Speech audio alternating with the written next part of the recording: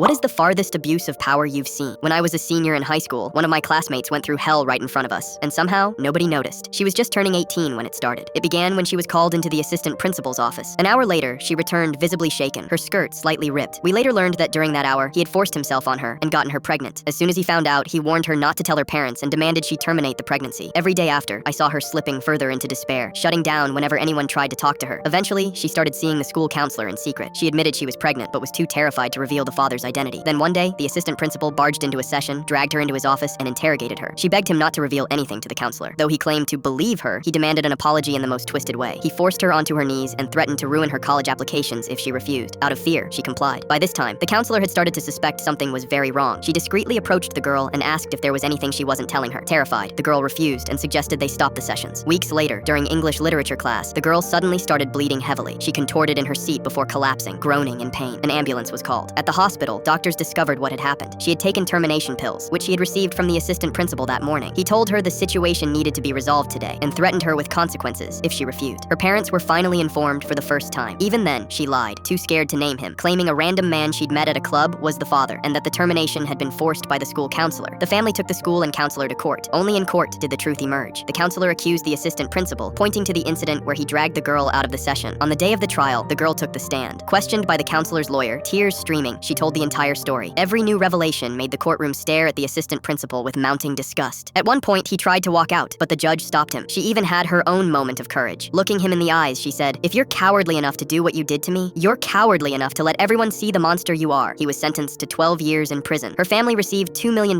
in compensation. Justice had finally been served, and the girl, though scarred, was finally free.